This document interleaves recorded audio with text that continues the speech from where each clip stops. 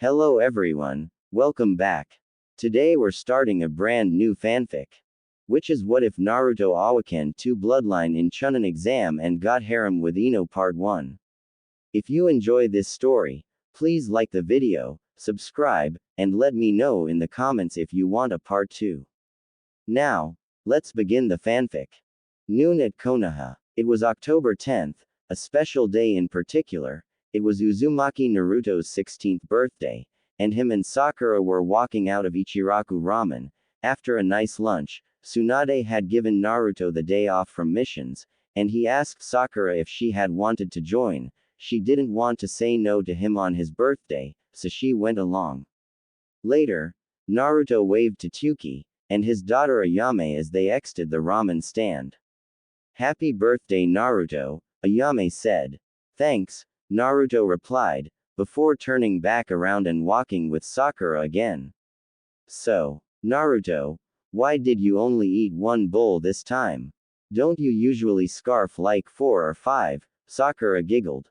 "Hey, it's 2 or 3, maybe 4, and besides, there's that festival tonight anyways, so I'm saving room for the food then," Naruto said, patting his stomach, "and I didn't want to look like pig in front of you." "Really?" Sakura asked, raising an eyebrow. "Yeah, you either yell or hit me for it, so it means you don't like it," Naruto chuckled, scratching the back of his head. "True," Sakura said, holding her arms behind her back, and she continued forward. "So birthday boy, what do you want to do next?"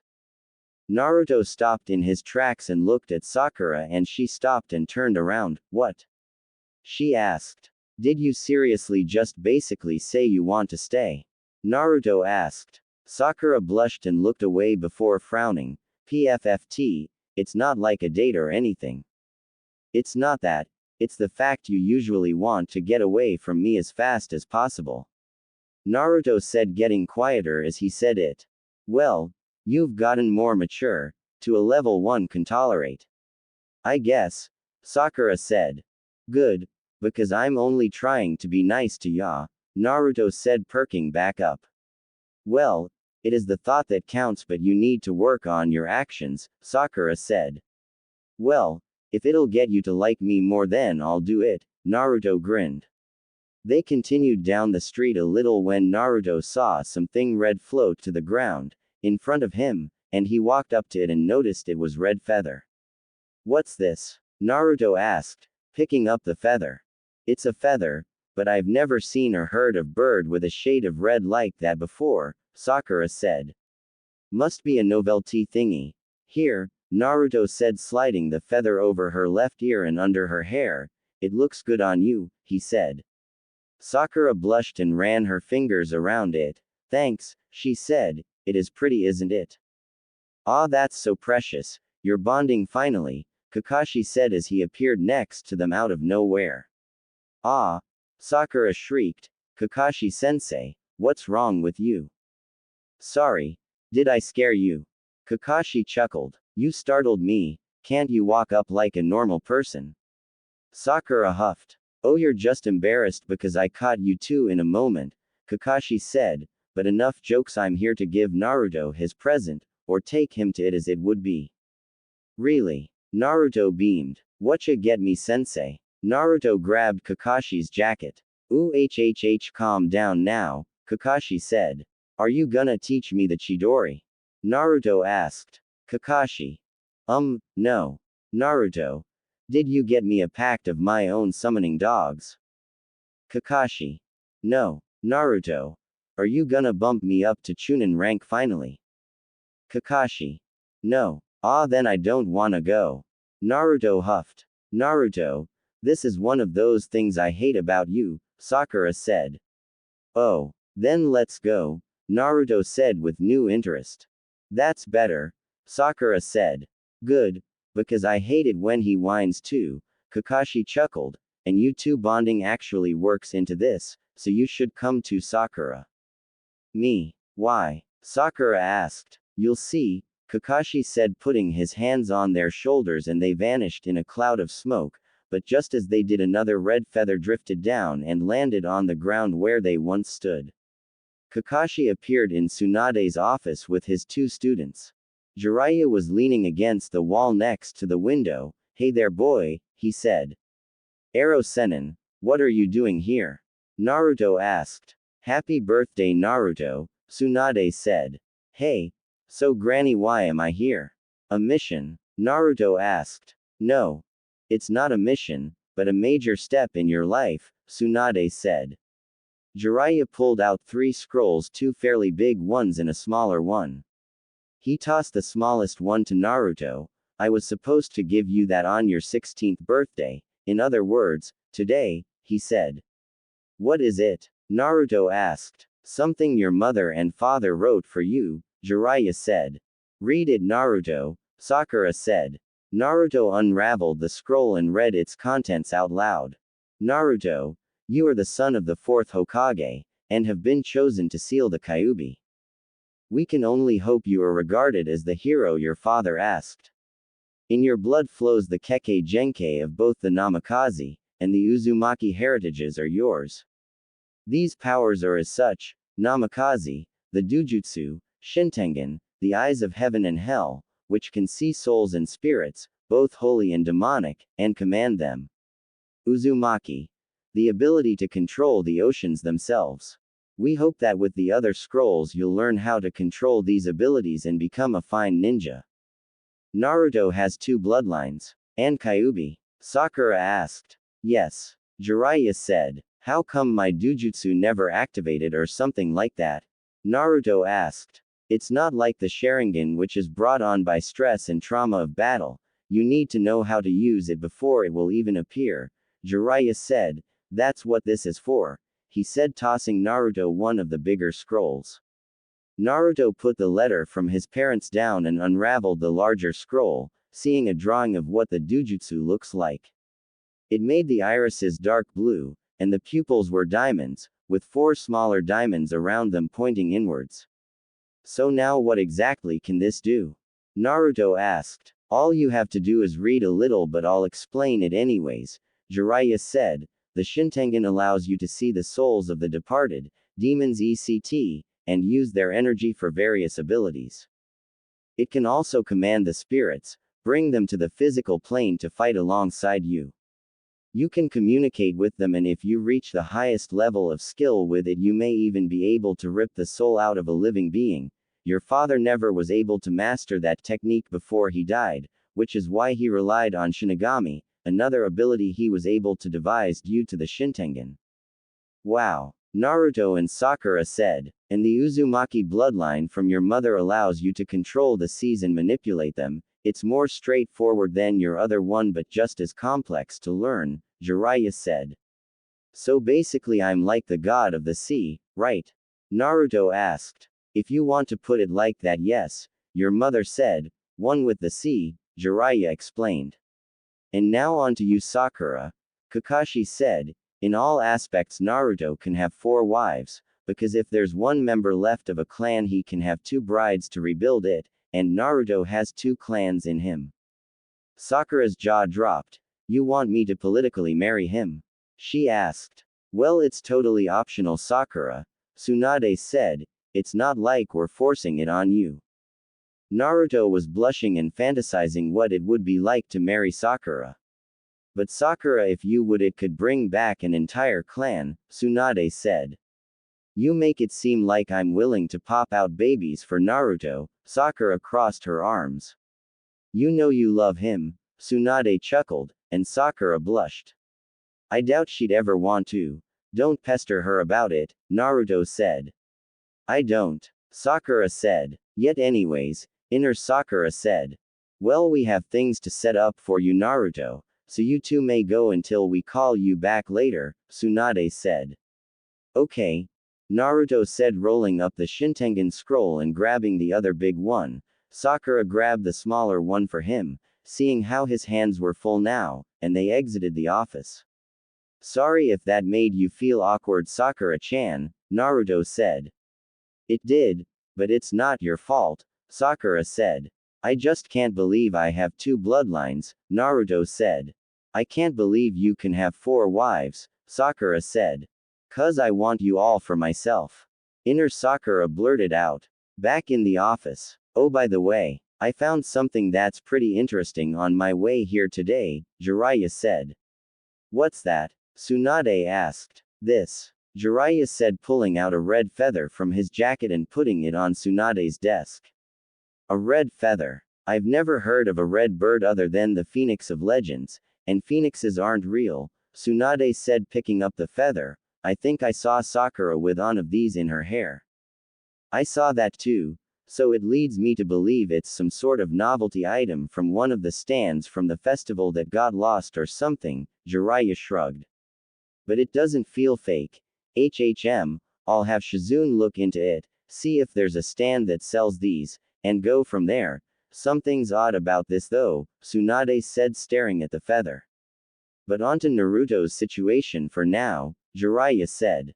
The representative from Suna is coming and will be here by night. As for the others, I need you, Kakashi, to go get them, Tsunade said, handing him a paper that lists all the possible candidates. Go find them and tell them to meet me here by 19:00 hours. Yes, ma'am, Kakashi said before vanishing in a cloud of smoke. Well, I wonder if this will really be best for Naruto. He is stupid, you know, Jiraiya said. Not very optimistic of your student, are you? Tsunade said. Nope. Kid couldn't find his was out of a wet paper house in a hurricane. Jiraiya shrugged. It absolutely baffles me as to how Naruto is the son of the greatest ninja the Leaf's even seen, and yet it probably the worst it's seen. He's better than you give him credit for. He's creative, and never says die, and for him that's all that matters, Tsunade said. He's the only person I know that can survive simply because of that, Jiraiya said. What about Shikamaru for creativity? Tsunade asked. Never actually seen him do anything but sit there and complain, Jiraiya chuckled. Tsunade chuckled. That's right, you're never around for his stuff. A few hours later, Shizune walked into Tsunade's office as she was doing some of the dreaded paperwork. Tsunade-sama. I'm back from talking to all the festival stand owners and none of them have seen anything like this red feather, she said, putting the feather back on the desk. None of them know anything about this? Tsunade asked. Except for those who found some laying on the ground themselves, Shizune said, pulling out a bag and emptying 11 feathers out. What the hell are these? Tsunade pondered out loud, picking up a couple of them and examining them. Have the scientists and doctors examine these thoroughly, and tell them to find anything they can about these, the Hokage ordered. Hi. Shizune bowed before putting all the feathers back into the bag and exiting the office. Tsunade stared at the original feather. Something strange is going on. I have a feeling something bad may happen. I hope I'm wrong.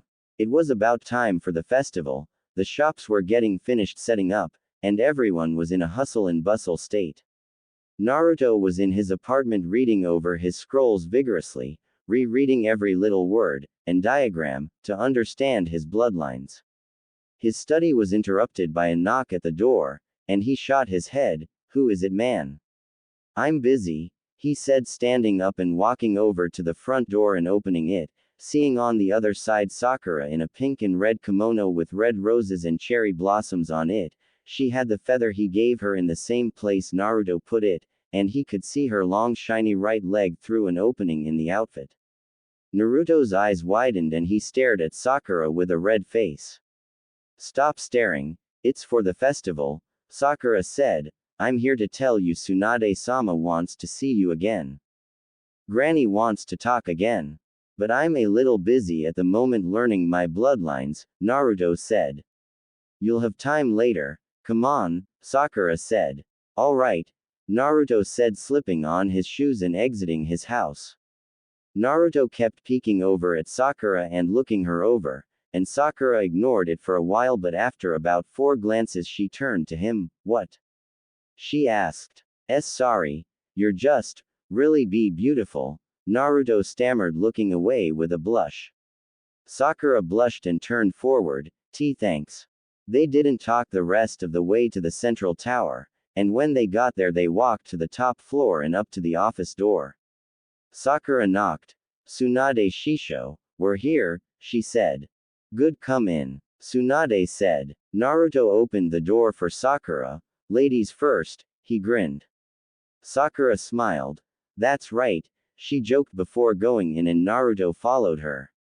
The second they walked in, they saw Kakashi, Jiraiya, Tsunade, Tamari, Yamanaka Ino, and Hyuga Hinata, who had a fierce blush, mind you. Hey, what's up everyone? Why so many people here, Granny?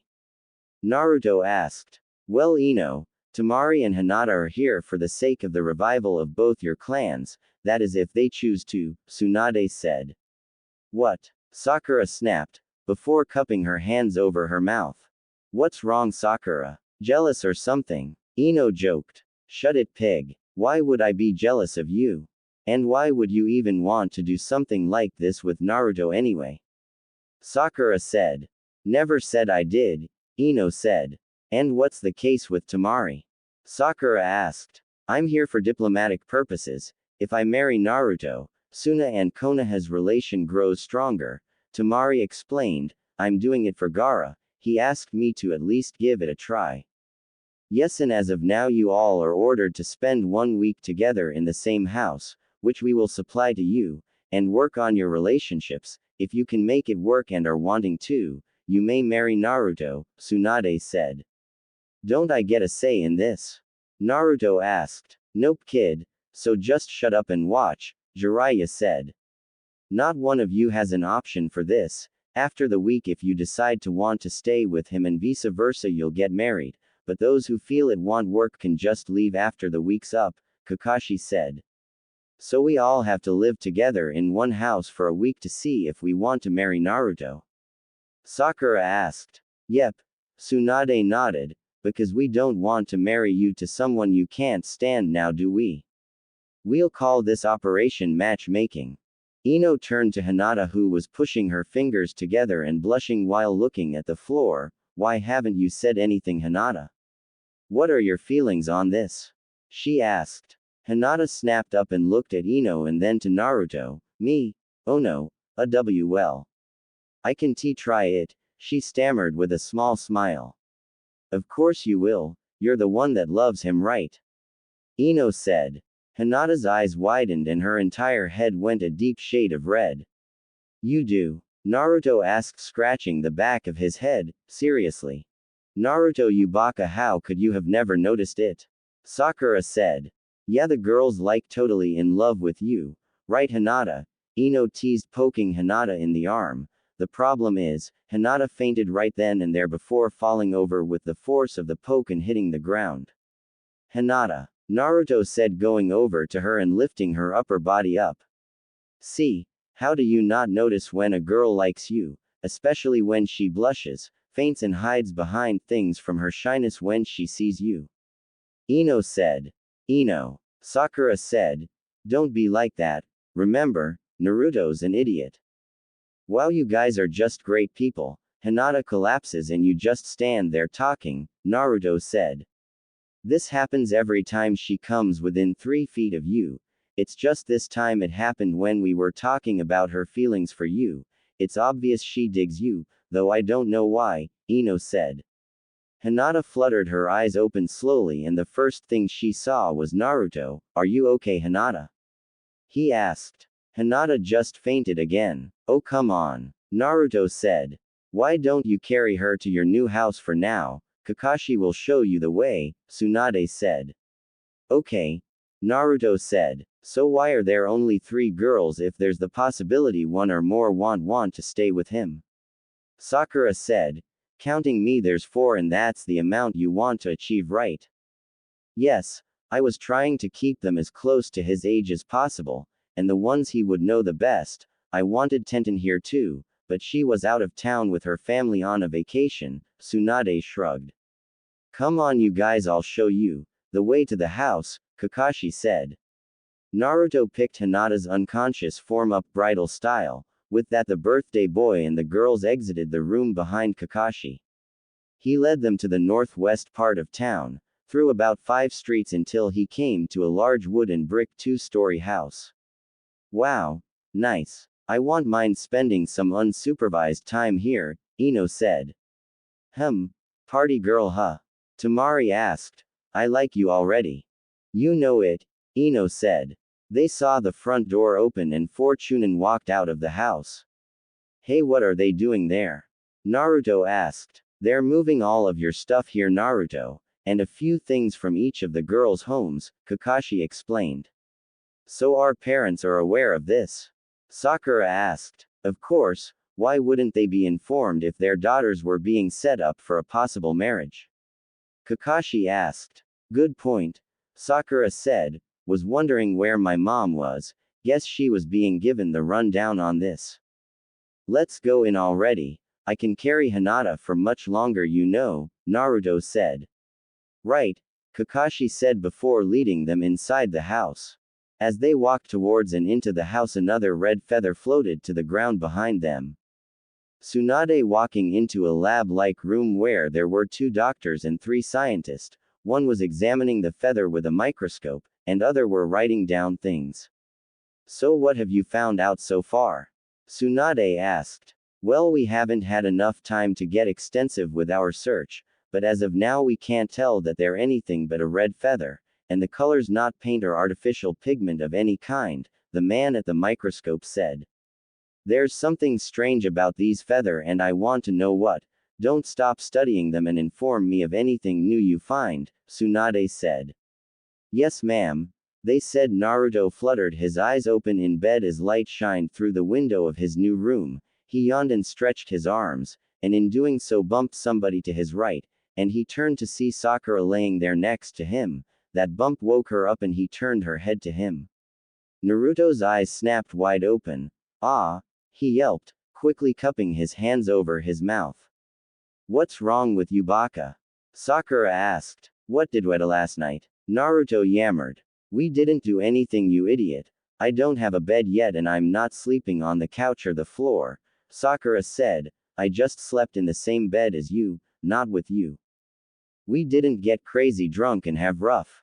Naruto asked. Sakura blushed ever so slightly, but her eye twitched and she backhanded him in face. No, how could you forget something that happened last night? We didn't have any alcohol either, she said, getting out of bed, and she was still wearing her kimono. Oh, that's right. And we didn't end up going to the festival, the blonde boy said. So, we didn't have, right? No, you idiot. Just be quiet or you'll wake them up.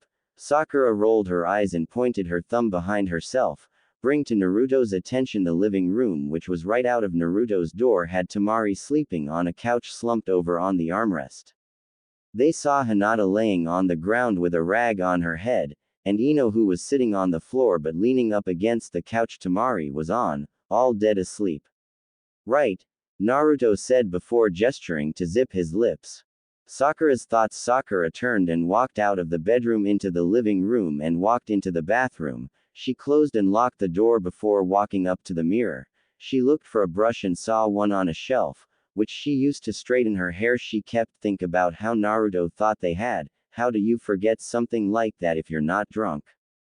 Then the curiosity gremlin in her kicked in, and she wondered what it would be like to have with him. Was he big and pleasure-filled?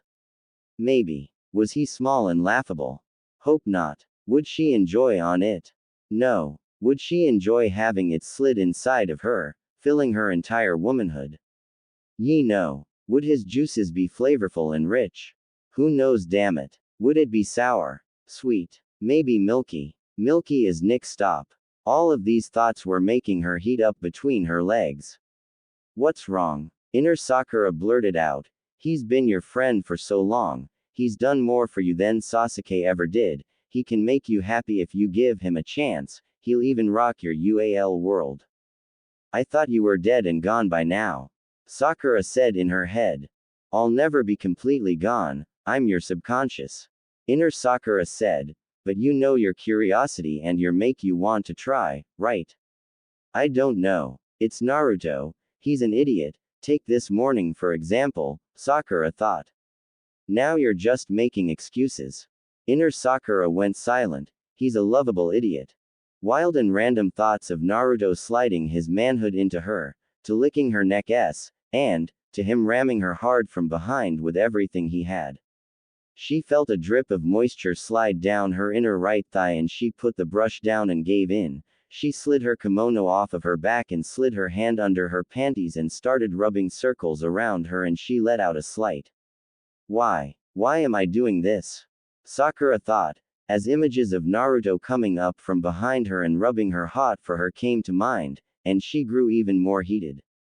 Naruto. She said in a whisper, her face turning red, and she grabbed the counter of the sink with her free hand for leverage, due to her legs getting weaker with pleasure. She parted her as best she could with her ring finger and her index finger before rubbing up and down the insides with her middle finger, and Naruto, she said a little louder. Her juices were dripping and falling down her leg, as her panties grew saturated in them, and she then thought of him continuing to rub her as he slid his ion into her from behind, and he started pumping while licking her neck. This thought pushed her to dive her middle finger deep into her and she began to finger herself. Naruto.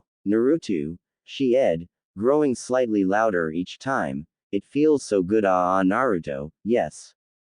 She messaged her with her palm as she used its motions from fingering herself and she let go of the sink and started rubbing her left and pinching the slightly. Naruto, Naruto. She said loudly as her released its tingling sensation filling her body with pleasure. What? Naruto called from the other room. There's no toilet paper, can you get me some please? She lied. Sure. She heard. The pink-haired kunoichi pulled her finger out of her dripping end from her panties. She looked at her cum-soaked fingers and ed them clean. I've never looked at Naruto that way before, why did I do that? It's kind of embarrassing. Naruto knocked on the door. Sakura-chan, I have the toilet paper, he said. Sakura opened the door only enough to grab the roll and close the door. Thanks, she said. No problem, Naruto said walking away. Temari and Ino were awake and talking at the kitchen table while Sakura was cooking breakfast, and Naruto knelt down next to Hinata and shook her. Hinata, wake up, he said. She grumbled and stirred but didn't awaken. I can't believe she's been unconscious this whole time, Naruto said. Well, she was probably tired and it was kind of late when she fainted, Temari said. Naruto lightly slapped her cheek. Hinata, wake up please, he said, and her eyes fluttered open. Hinata's thoughts. Hinata stared into Naruto's deep sky blue eyes. She could say it was the worst thing to wake up to. They were peaceful, calm and kind. She blushed and tensed up. Are you okay, Hinata? Naruto asked. Hinata nodded, sitting up, and she rose to her feet before biting her right hand's index finger on the knuckle. Oh no. Hey Hinata, I'm sorry if we made you feel uncomfortable, Ino said. Yeah, but you do need to work on that shyness, Sakura said. If you wanna be Naruto's wife at least, she shrugged. Naruto-kun's wife. Hinata stammered. Yeah, wouldn't you want that? Ino asked. Well, it's just, Hinata couldn't find the right thing to say. Be honest with yourself, that's what this week is supposed to be like, Temari said. It would be nice, but only if he wants to marry me. It seems like he's being forced into this, Hinata said. Naruto opened his mouth to talk but Ino spoke first. PFFT, what man wouldn't want 4 women to eternally satisfy him? It's like their ultimate dream. Naruto. But I don't care about say. Ino. I mean, a guy with 4 willing women is not only like finding an oasis in the desert, but once you find it, you're a kid in candy land. Naruto. I only want a serious relatio. Temari. And plus, it's not like there's any good men left on this planet. Naruto. Hinata. I care about love. Ino. So Hinata, are you gonna do it? Will you please stop interrupting me? Naruto said. Oh sorry cutie, what is it? Temari asked. Naruto blushed. I don't want just in a relationship. I only care about making a girl that accepts me happy, he said. AAAWWW, that's so sweet. Ino teased, but seriously, all you guys care about is getting some of this stuff right here. she said, spreading her legs and rubbing her crotch through her clothes, and groping her. Naruto felt a slight bulge go through his manhood, before looking away. If you'd give me a chance I could make you happy, he said. Hinata stared at him, and smiled with a blush. She was really considering the marriage thing. Not only would she be married to the guy of her dreams, but she could raise a family with him. She felt excitement grow in her chest and she got a little giddy. But the young Hyuga heir couldn't expect her father to accept it. He hates Naruto for being the Jinchuriki, a concept she didn't know at a young age. Not to mention she would probably have a heart attack if he actually asked her to marry him. Hell, she was using all her willpower to keep from fainting again. No, don't faint. I have to be stronger. I've decided. I want to be with him, and I'll do what I can to get him to feel the same, she thought, before taking a slow deep breath and exhaling it out. She instantly felt a little better. She just had to stay calm, and think about how to react in a less shy way to him. Okay, breakfast is ready, Sakura said. Right on. I'm starving, Ino said. Oh, okay, Hinata said. Naruto walked up to Hinata's side and put his hand on her shoulder. She blushed and looked at him. Remember, Hinata, it's your choice. If you want, I'll be happy to marry you, he smiled. Hinata's heart skipped beat. Before it began beating erratically. Could he really want to marry her? She hoped so. She wanted to make him happy. She never was able to think of a way to express her feeling because she couldn't even think of a way to not faint around him. It was embarrassing. Naruto continued to the table, and sat down. Hinata followed suit with a smile on her face and she sat down. Tsunade walked into the research lab and up to one of the scientists. Please tell me you found something out about these things, she said. Other than they're just feathers, we have nothing, the scientist said. There is nothing that indicates these are more than that. The worst case scenario I can think of is it was some endangered or species of bird a smuggler was trying to sneak through Konoha, but got free. Tsunade massaged her temples. Everything about me says there's something strange about these feathers. What about the books and documents? Did you find anything there? Tsunade asked. We've had our interns working all night, reading and searching through the books and scrolls and found nothing, the scientist explained. We know it's not a phoenix because those are fictionally impossible. You can't come back to life after dying, under your own power. This is not a phoenix, those are reborn from ashes, not feathers. We are not dealing with a mythical bird here, Tsunade said. Ma'am, with all due respect, we can't keep wasting research time and money, studying red feathers that have no indication of being any more than just that. Red feathers, not just on your hunch, he said. Tsunade sighed in defeat. Fine, never mind, do whatever with them, she said, walking out of the lab. I apologize, Tsunade-sama, he bowed. Tsunade walked down the halls and up the stairs. What are these feathers? I know nothing about them and can't learn anything about them, and it's kind of scaring me, she said to herself as she reached the top floor and went to her office. So, what do we do now? Ino asked, twiddling with her hair in boredom. They finished breakfast, but now they were all bored. Well, I had something planned. Don't know about you guys, Tamari said. What were you gonna do? Sakura asked. I'm going to spend a little one-on-one time, Naruto. Tamari said. So you're like totally willing for all of this? Ino asked. Well, I promised Gaara I'd give it a try, and if I decide I like him enough I'll marry him, Tamari explained, taking the last sip of her tea. Naruto walked out of the hot spring bath dressed and refreshed with a grin on his face. Wow, baths sure do feel great, he said, plopping down on the couch next to Hinata, who smiled and blushed slightly. So, what do you ladies want to do? He asked, staring off into space. Ooh, I know. Ino squealed. What is it, pig? Sakura asked. Let's get some alcohol. The blonde girl cheered. There's no parental supervision, so why not? Sakura raised an eyebrow and shrugged. Sure, I guess. That sound fun, but aren't you girls a bit too young to drink? Tamari teased. And you aren't? Ino asked. Nope. Tamari said. That's what makes it fun, she grinned. So Temari's in. What about you two, Hinata? Naruto. Ino said. But won't we get into trouble? Hinata asked. No. Who's gonna catch us? This is our house for the week, Ino said. I don't know. Naruto said, crossing his arms. How would you even get it? Hinata asked, poking her fingers together. That's easy. My dad has alcohol up the wazoo, but he doesn't touch the stuff anymore, so I can dig into his stash without him ever knowing, Ino said. Oh, and I guess now's as good a time as any to point out this. Sakura said, digging in the cabinet and pulling out a bottle of sake. I think the people who lived here last had left it here.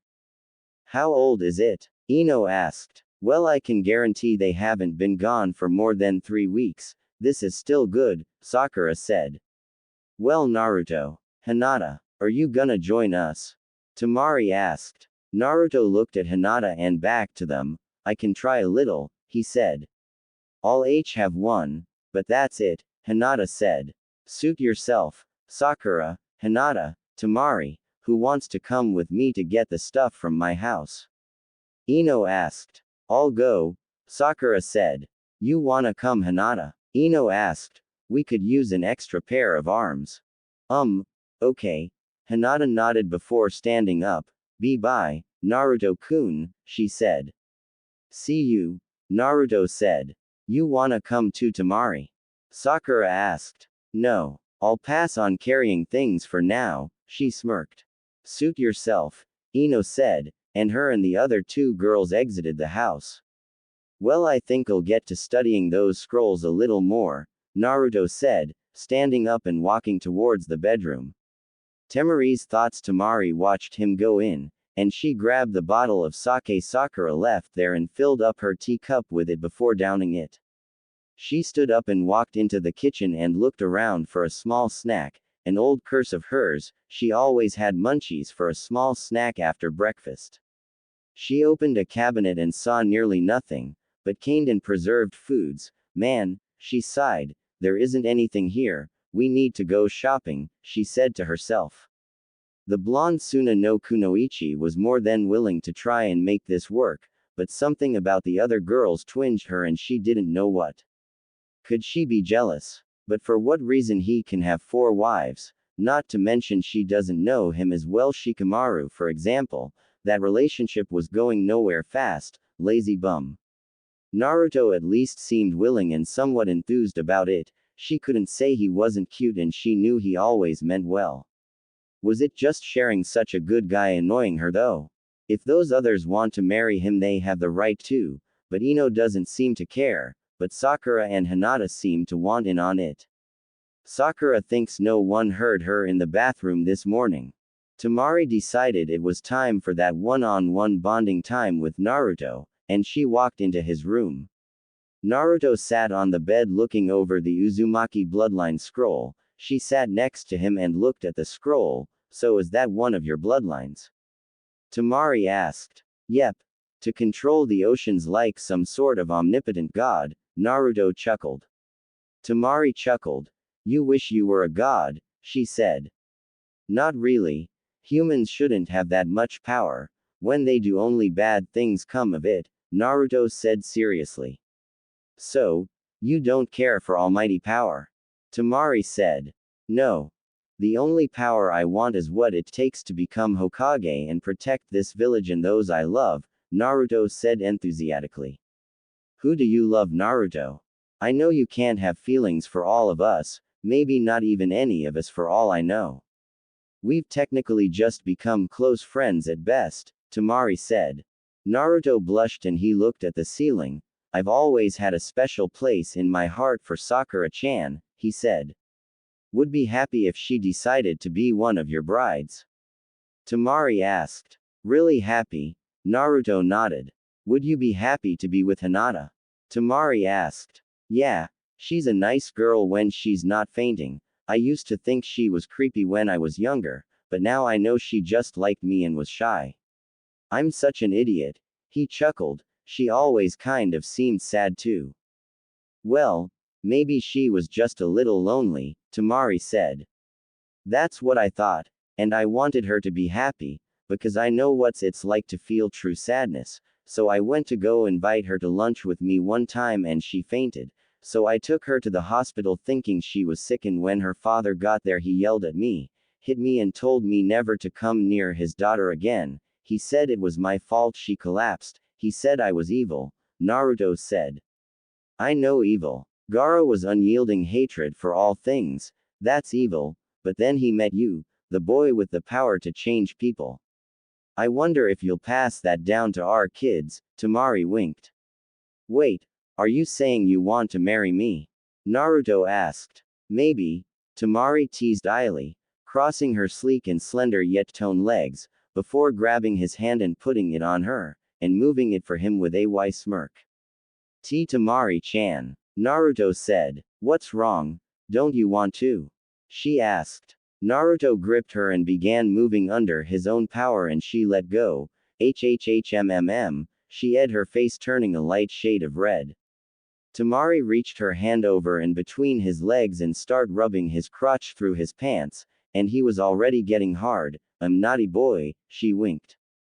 Are you sure you want to be doing this already? Naruto asked. Temari smirked.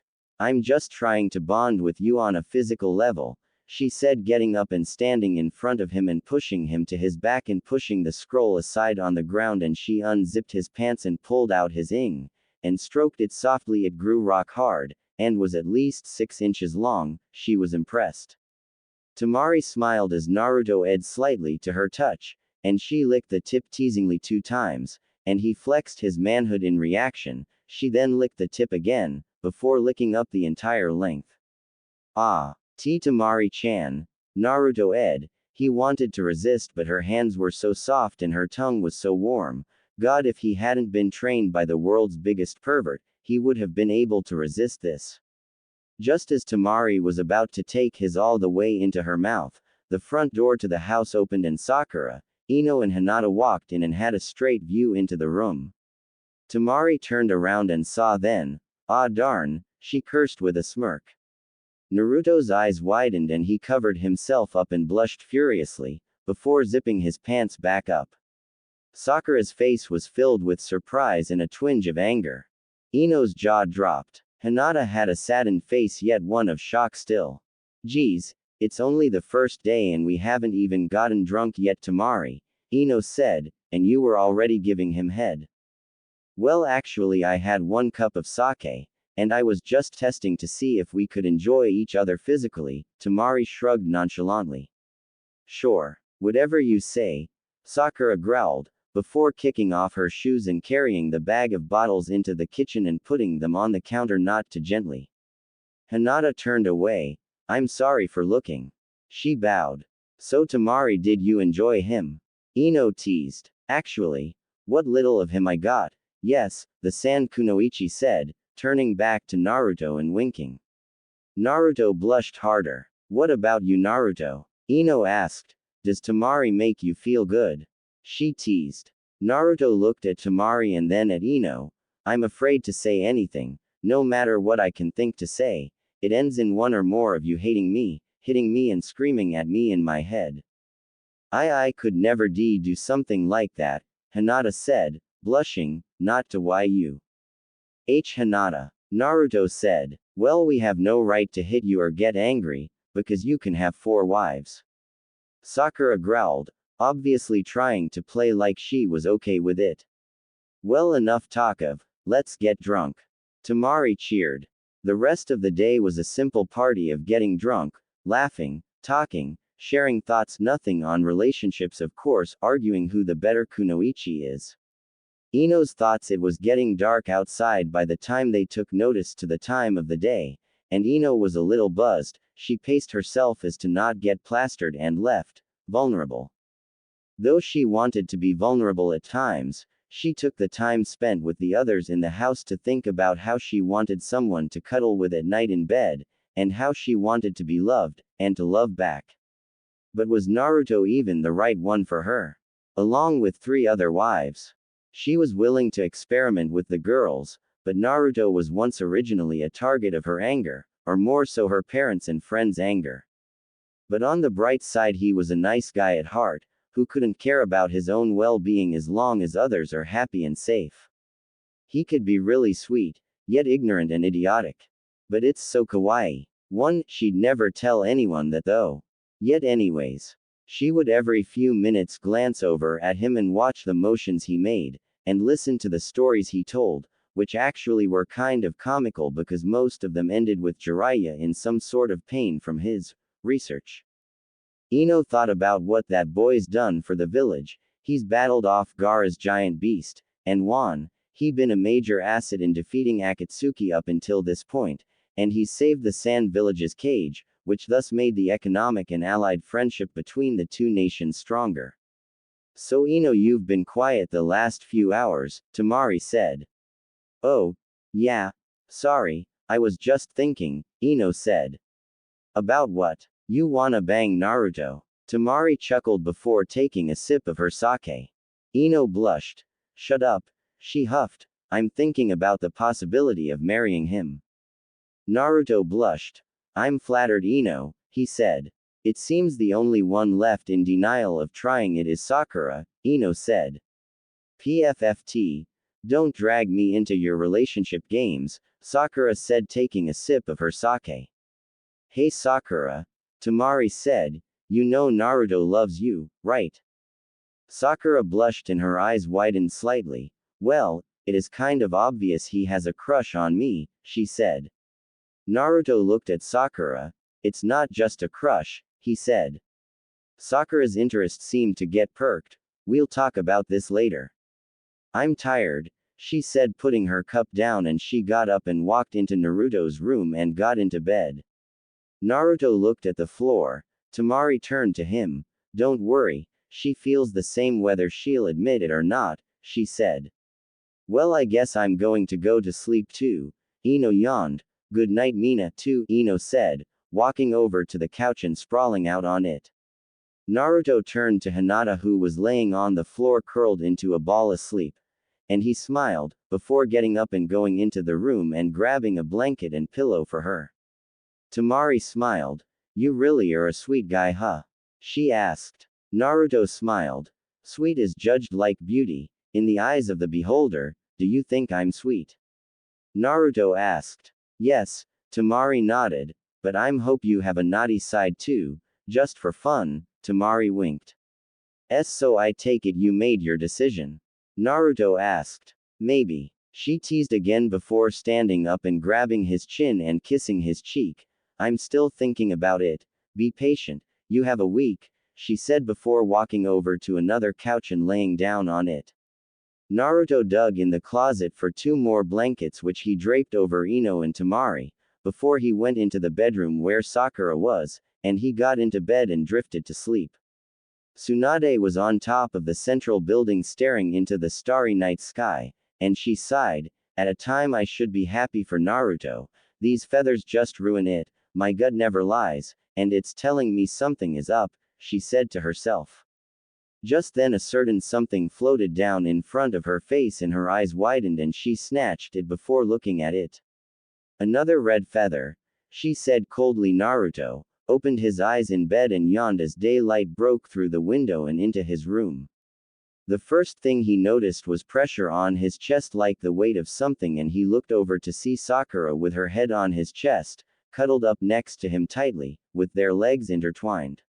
He blushed. Before smiling, she's really cute, he said to himself, and beautiful, before combing his fingers gently through her hair, causing a smile to cross her face. Naruto, Sakura said in her sleep, nuzzling her head into his chest. Naruto smiled again, before he kissed her on the forehead, something he never saw a problem with, unlike most people who claimed it was too big. Sakura's eye fluttered open and she looked to see she was on Naruto, and she gasped and shot up. What are you doing to me? She asked angrily. I didn't do anything, I woke up and you were laying on me, Naruto said, before looking down. I wouldn't make you do something you didn't want to. Great. Now Sakura felt bad for some reason. I'm sorry. I did overreact. It's okay. Everyone's a bit grumpy when they first wake up, Naruto said, before hopping out of bed. Well, bathroom time, he said before exiting the room. He walked into the living room, where the other three girls were still fast asleep, and he went into the bathroom and closed the door. Sakura got out of bed and walked out into the living room, and looking over the three passed out girls. "We really need beds in here today," she said. "Okay ladies, wake up," she said loudly. Ino opened her eyes and lazily lifted her head to look at Sakura. "Why do we have to get up?" she asked, annoyed. "Because you're too lazy as it is, and we need to get some sort of beds in here today along with our other things. We've already spent 2 nights and a day here and we don't have our stuff here yet," Sakura explained. Hinata sat up. "So loud," she said groggily. "Seriously," Tamari said, sitting up. "Can't a woman get her beauty sleep here?" She yawned. "Tamari-chan, you're beautiful enough," Sakura said with a smile and a mock kind voice. "Now get up already," she said seriously before walking towards the kitchen. "Well, look at her. She's already exerting her motherly authority." Tamari chuckled and Sakura stopped halfway through her step and her eye twitched, as she blushed. Ino sneered at the reaction from her pink-haired friend. "Oh yeah, she's getting ready to take care of Naruto's baby, taking the motherly figure," she added. Hinata blushed and looked away, and Sakura snapped her head to Ino. "Yeah, it's only a matter of time before she's laid out on a bed spreading her legs for Naruto to give her their child," Tamari said with a huge smile. Sakura's blush grew deeper. "Shut up," she said. "Oh, is it embarrassing talking about the time within the next week you'll be ing him?" Tamari asked. "Or are you just angry at us because we're competition?" "Competition for what?" "Naruto. PFFT please. That idiot. You can have him. I don't want him," Sakura said, turning around only to see Naruto standing there in the bathroom door with a blank face, hurt apparent in his eyes. Her heart sank when she saw him and her eyes widened. "And Naruto. Don't worry about it. It's okay," Naruto said solemnly, walking past her into his room, closing the door. "Wow, Sakura. That was pretty ed up," Ino said. "How could you, Sakura?" Hinata said, standing up and walking up to the door, and opening it to walk in, before closing it. "Seriously, you do realize he loves you, right?" Tamari said, crossing her arms. "Why'd you have to be such a stubborn bitch about it, when you know you feel the same?" "Right. We were only teasing you," Ino said. "I know you feel the same. I can tell by the way you look at him," Tamari added. But he's an idiot," Sakura said, looking away. "You're just using that as an excuse," Ino said. "All he wants is to make you happy. Can't you give him a freaking chance?" "Well, it's too late now," Tamari said. "He thinks you don't want to marry him at all now." "Who are you two to say anything? You don't want to marry him either," Sakura said. "When the hell did we say that?" Tamari asked. "We are at least giving him a chance." "Yeah, even I'm considering it. Sure, he's a bit of an idiot, and we hated him as kids, but that's for a stupid beyond belief reason, which we've put behind us now, but you should know better than anyone that he's sweet, kind, and not to mention a pretty good shinobi, despite the common notion," Ino said. "What are you afraid of?" Tamari asked. "If you're waiting for Sasuke to come back, you're wasting your life. He's never coming back," Ino said. It's not that," Sakura said. "So what then, Sakura? What driving force makes you so stubborn as to not even give him the time of the day to do anything for you?" Tamari asked. "When have you ever seen him do anything for himself directly?" Ino asked. "His dream to become Hokage. That's all he wants," Sakura said, not too strongly either. "I said, for himself directly, Sakura. He wants to become Hokage to protect the people he loves, like you, which by the way, he must really love you if he still feels that way after tolerating your treatment of him for so long," Ino said. Sakura started tearing up slightly. "Stop making it seem like I'm the bad guy. It's my choice if I don't want to be with him," she said. "Yes, you do want to be with him," Tamari said, "but you either are just lying to us about it or you're afraid of something." Sakura sniffled and her tears built up more and she tried to hold them back. Stop. She said. No, Sakura. Why don't you admit you love him? You're denying it is going to ruin any chance you have of being truly happy, Ino said. Sakura, I heard you masturbating in his name in the bathroom yesterday morning, Tamari said, and if you don't at the very least try being with him you'll be left doing that the rest of your life. Really? You heard her masturbate? Ino was cut off when Tamari held her hand up signaling to shut up and now's not the time. Sakura dropped to her knees, and tears poured down her cheeks. I do love him. But I'm afraid he'll just leave me like Sasuke, she cried. I'd rather have a false and seemingly strained relationship with him rather than none at all. Ino walked over and knelt down next to Sakura and hugged her tightly. Sakura cried into her shoulder. Sakura, he wouldn't do something like that to you, or any of us. Minutes earlier, Hinata walked into the bedroom where Naruto was sitting cross-legged on the bed reading a scroll. She gulped, and Naruto, she said walking over, are you okay? She asked. Yeah, I'm fine, he said. He wasn't fine. Hinata already could deduct that. If that's the way she feels, it's okay, as long as she's happy. I'm sorry, Naruto. I know how you feel about her. Hinata said. And I feel the same about you, but I'd rather see you happy with Sakura than with me. Thanks, Hinata. You're sweet, he said, but if she doesn't want to marry me, that's fine, there are always others, right? Like Tamari, and Ino, and you, Naruto said. Hinata blushed. Do you even really want 4W wives? She asked. It's not my original intention, no, but for you girls I'll do it. He grinned. Can't say I would complain about it, he chuckled. Naruto-kun, gulp. I really, love you. I always have since we were young, and I always will. Her heart started beating at higher speeds than Guy and Lee could run for their lives. She couldn't believe she just told him that. She started breathing heavily yet quietly. I'm sorry for being so stupid as to not notice your feelings sooner, Naruto said. It's okay. I'd have died saying that any time earlier in my life anyways, Hinata said. Naruto chuckled. But Naruto, don't be mad at Sakura-chan, she feels the same about you as you do towards her, Hinata said. I was mad she hurt your feelings, but she must have her reasons. I'm not mad at her. Don't worry, Naruto said. That's good, Hinata said. Let's go back out and you can talk to her. Okay. Naruto nodded, rolling up the scroll and putting it down before standing up and helping Hinata. Thank you, Hinata said. No problem. They walked up to the door and they heard Tamari, Ino and Sakura talking, and Naruto opened the door a little and looked outside to the living room and he saw Sakura drop to her knees crying.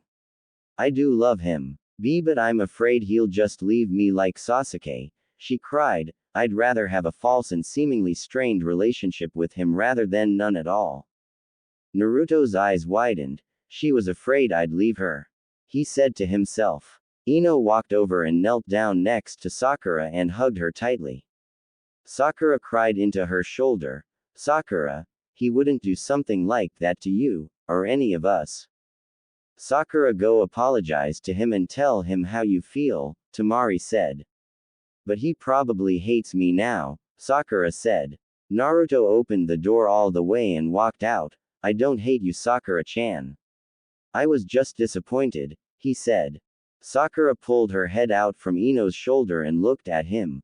I'm so sorry, Naruto, for everything, she said. You never deserved any of it, she said, standing up and hugging him tightly. I love you so much, please forgive me. Naruto hugged her back. It's okay. I forgave you already anyways, I can't stay negative with you. Thank you, she said. Tsunade was walking through the streets of Konoha on her way towards Naruto's new house, and as she walked there was of course one thing stuck in her head, the feathers. She was irritated and she couldn't believe it either. I mean, aren't they just stupid feathers? Sure, they're red, but what's the harm in that? Well, that's what the Tsunade would like know. Why was she so damn uneasy about them? but the next thing to happen only made it worse as she walked past a booth and stopped in her tracks to see 4 red feathers hanging on display. Where did you get those? Tsunade asked the merchant. The feathers. I found them on the ground. Beautiful, aren't they? Would you like one, Miss Hokage? He asked. No. No thanks, I'll pass. I have something to being doing right now, Tsunade said before walking down the street. As she did, a customer came up and purchased one of the feathers. Naruto and Sakura were sitting on one of the couches, holding hands, while Hinata, Temari and Ino sat in a chair or on the other couch. So why don't you two kiss already? Ino asked. Yeah, she just admitted her feelings for you, so take advantage of the opportunity to kiss her, Temari said. Sakura blushed and looked at Naruto, who shrugged. It's your call, he said. No, no, no, there is no allowing, you just do it, Ino said. Sakura turned back to Naruto, and started moving their faces closer slowly. Naruto did the same. Naruto just thought it, and pressed his lips to hers, and started on her upper lip, while she ed on his lower lip. Sakura ed slightly into the kiss. Hinata looked on. Oh, how she wanted to kiss him like that.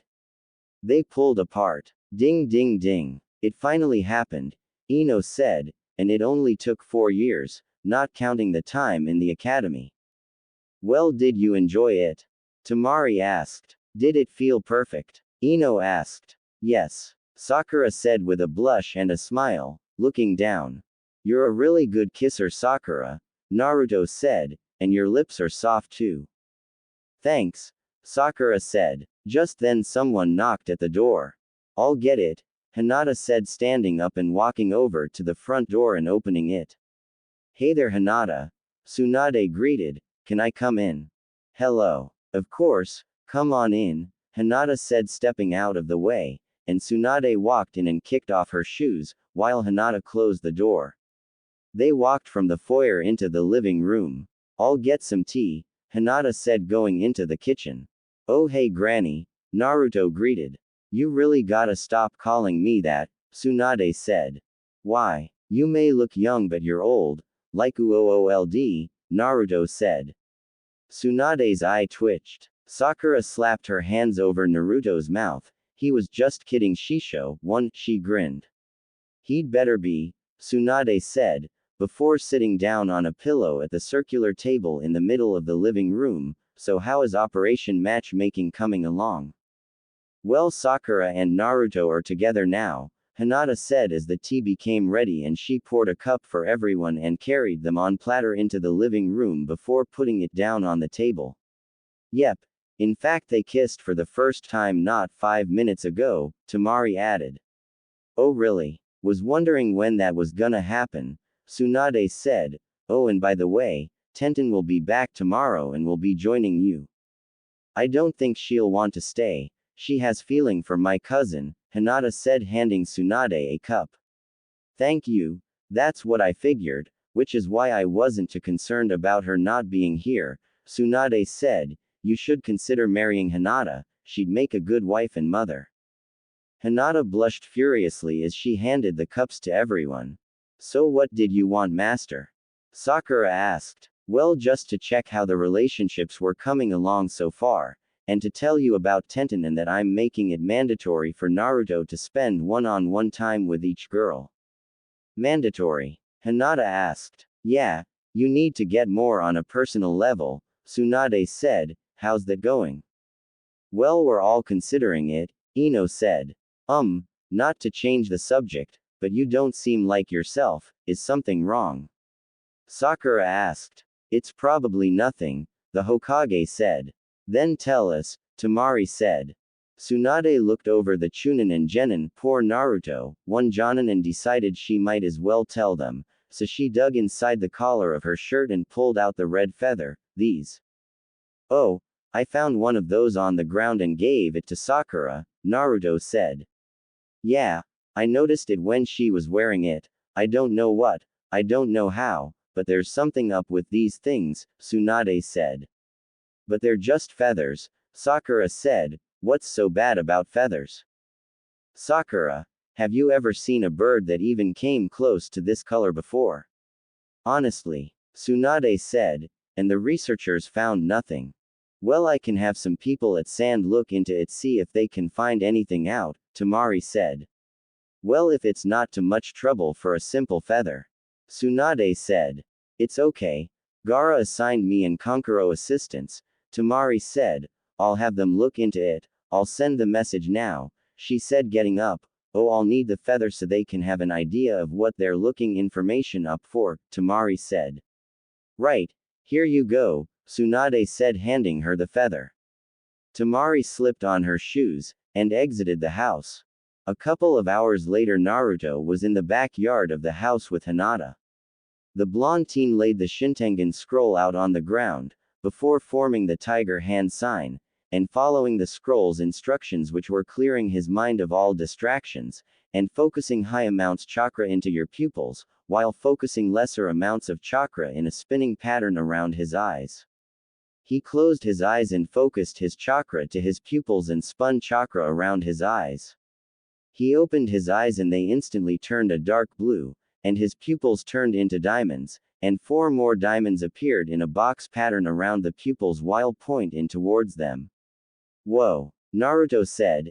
Everything he saw was dulled out, and the colors were brought almost to the point of black and white, and he looked over to Hinata and she was covered in a blue aura, to where there was no other color present on her, and Naruto noticed she had a blue outline, not only that it was shaking and vibrating slightly.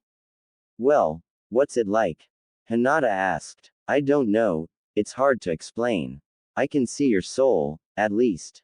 I think that's your soul, it's like a blue field of light surrounding you, he said, before looking over himself, and his hands. He saw he had both a blue aura and a red aura. But they didn't mix into a purple like you'd think. He had an outline too, actually he had 2, one red and one blue, both vibrating and shaking, slightly more than Hinata's outline. I wonder why I have blue and red, is it the Kyuubi's? Maybe that's his soul and mine emitting from me, Naruto said. Possibly, Hinata said. Naruto turned to his left and when he did someone was inches from his face, their blue light scaring him. Ah! She yelped and jumped back. Yo lady, don't sneak up on me like that, he said to the elderly woman, then realized she didn't have an outline. Oh, I apologize, the woman said with a chuckle.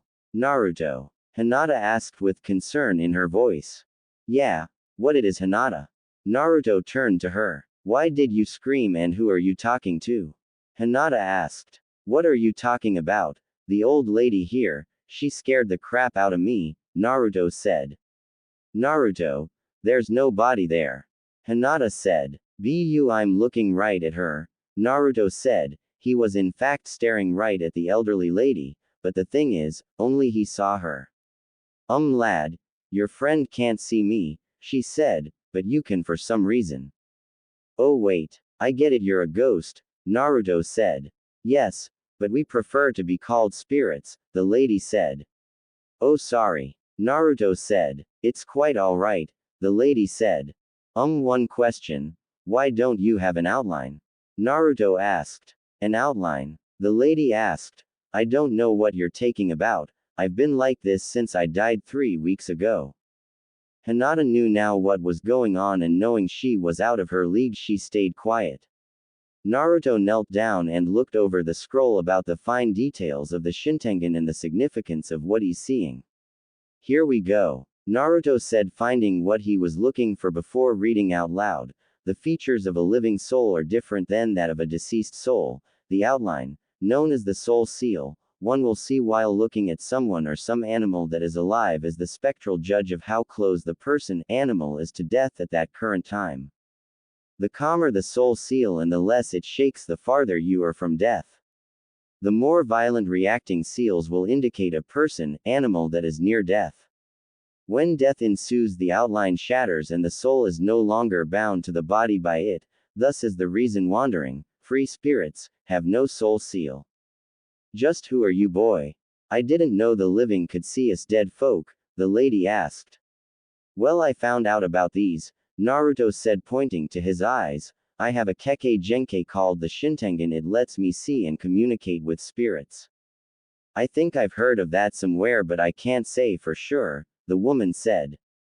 Naruto. Hinata. Lunchtime. Sakura called from the window. Food. Naruto said, well, if you'll excuse us, he said. Well, it's okay, because I wander the house and its property. I'm a spirit, it's all I do, she chuckled. Wait a minute, were you the person that lived here before us? Naruto asked. Yes, this was once my home. I don't mind you living here. You have a lot of girls after you though, my boy. The lady said. By the way, what's your name? Naruto asked. I'm Uzumaki Naruto, and that's Hyuga Hinata. My name is Miryu. Pleasure to meet you, she said. Later that night, after everyone moved the proper stuff into the house, Ino was sitting on the back porch looking at the starry sky, when she heard the back door slide open, and she turned to see Naruto walk out. Hey, why you out here by yourself, Ino? He asked, sitting down next to her. Oh, I was just enjoying the night, getting some fresh air, Ino answered. Hey Ino, when we were moving the stuff back into the house, I stopped by your flower shop and bought some seeds to plant in the backyard. I know you like tending for them, at least that's what your mom told me. Yeah, I like working at the flower shop here and there. It's a way to make money when there's no missions going around, she said. Well, here, Naruto said, pulling out a couple of bags. Plant them wherever you want tomorrow, and if you teach me, I'll help you take care of them. Thanks. Okay. You got a deal, me and you can take care of the garden, Ino said with smile, before hugging him, and he hugged her back. Hey Naruto, now that I got my own room in the house, would you stay with me tonight? I know you and Sakura have been sharing a bed, but I want to spend some time with you too, she whispered. Naruto blushed. Oh, okay, if you want me to, he said. Thanks, I wanna cuddle with you. Ino said. Well, let's go inside for now, Naruto said. Okay, Ino said, and they got up and walked inside where Sakura and Temari were drinking some sake. Where'd Hinata go? Naruto asked. She went to bed so she could get up early for training, Sakura said. Oh, okay, Naruto said. Okay, Sakura, one more round. Temari said. It's 3-3, once we break this tie I'm hitting the sack. Alright, Sakura said, pouring one more full cup of sake and 2 cups totally not meant for sake but tea, which they both clanked together in a toasting fashion before downing the beverages. They guzzled it until Temari finished and put it down. Ah, I win, she said. Sakura finished hers. Damn, she said, putting the cup down. Well, ladies and gentlemen, I'm going to bed. Good night, Temari said, standing up and walking to the stairs and going up them halfway before stopping and looking down to Naruto. Tomorrow me and you and spending some time together, okay? She said. Heh, okay, Naruto chuckled. Well, then come on Naruto, let's go to bed now, Ino said, tugging on Naruto's arm slightly. What about bed? Sakura asked, raising an eyebrow. Stop being jealous, Sakura. We have a right to see if we will marry him, Ino said. I'm not going to him, so don't worry. It's not that. It's just the first night me and Naruto are officially a couple. I wanted to cuddle up with him tonight, Sakura said. You can come with us, Ino said. I don't mind that, my futon's big enough. If Ino's okay with it, come on Sakura. We can all spend the night together, Naruto said. Oh, okay. Sakura nodded, and they headed upstairs into the room Ino chose, and they got under the covers of her bed with Naruto in between them. Sakura had her head laying on his left shoulder and pressed tightly up against his side, while Ino had her arm around him with her leg intertwined with his, and she rested her head on his arm, which was around her shoulders. Ino kissed Naruto on the neck and then on the cheek before once on the lips. Night, she said tiredly. Good night, Naruto said before turning to Sakura, who pressed her lips to his. See you tomorrow, the pink-haired girl said. Naruto was laying in bed early in the morning. It was still dark outside, when all of a sudden he was forced awake when his eyes shot open and the Shintengen activated by itself. Naruto sat up silently, as to not wake up Ino and Sakura who were still asleep.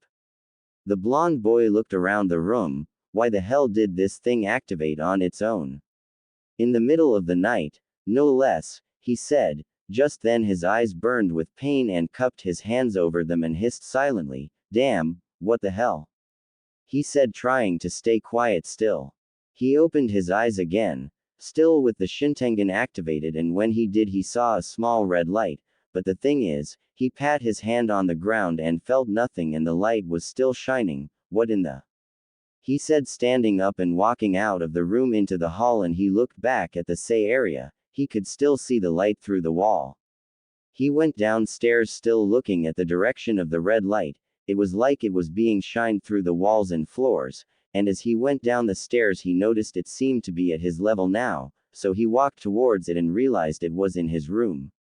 He walked in and saw the red feather he gave Sakura lying on his desk. It was emitting the eerie red light, the feather. He said, and he grabbed it and picked it up, but the second he did, the light faded. He scratched the back of his head. Weird, he said, was that some sort of residual energy from the bird's soul? Naruto-kun. He heard Ino and he turned to see the blonde girl standing in the living room. What are you doing? She asked tiredly. Oh, I'm sorry, Ino. I just kind of woke up and decided to get a glass of water, but then I remember the feather thing. He lied. Here, let's go back to bed, Naruto said, putting the feather down and walking into the living room, then the kitchen, before getting a glass of water. Ready? Ino asked. Yeah, let's go, Naruto said, and the two of them made their way back up to the bedroom. But within the visual spectrum of the Shintengen, the feather lit up once again with its red light. In the normal spectrum, the feather turned into a red liquid, yet still retained its feather shape, before it floated up off the desk and flew into the glass of the window, and the red liquid broke apart and seeped through the cracks of the window, before reforming back into a feather of the liquid, and flying high into the air out of sight from anyone who could have seen it, and headed due west from Konoha. All over Konoha, and other villages outside of Konoha, the red feathers turned to blood, still retaining their shape, floated up and headed west as well. Within the Wind Country, smaller villages near the eastern border of river, and even a couple feathers rose from where they sat, turned to the red liquid and flew out of the villages, heading north. In other smaller villages throughout the continent, the feathers rose and swarmed to the same spot. Elsewhere, the hundreds of feathers swarmed a tall and sheer rocky mountain peak, where about 3/4 the way to the tip, they all flew into a cave at rippling speeds, like a swarm of locusts. The feathers their way through the cave and came to a large internal chasm which seemed to be like an ancient shrine, with a tall stone pedestal in the center of 4-cylinder rock columns that had old seal markings on them. The pedestal itself had multiple eccentric seal markings all over it, and the feathers flew around the pedestal like a tornado, consuming the rock completely.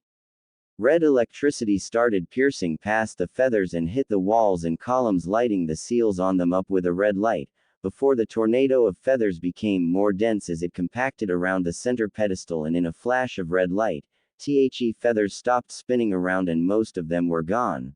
Well, actually they were now positioned above the pedestal almost in a sphere, as some remaining feathers flipped around in the air and floated to the ground slowly around the figure. The sphere opened, revealing it was not a sphere but a man, with 2 huge, red angel wings, but here's the catch, they were still liquid. The man had long spiky red hair with 3 bangs hanging in front of his face.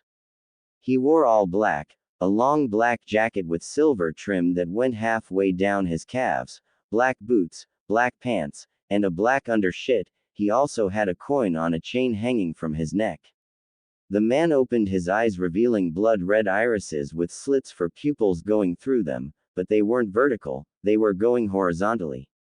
He looked around and then looked at his hands, which he had tight black gloves on, and he clenched his fists before looking forward. I've awoken finally, the ritual is complete, he said to himself, before lowering himself to the ground in front of the pedestal, and he turned back to it and smirked. So number one will be able to do it ever again, he said before slamming his fist into the rock pedestal, smashing it into hundreds of pieces, and he smiled before turning around and walking through the cave. As he did so, he scratched his left shoulder.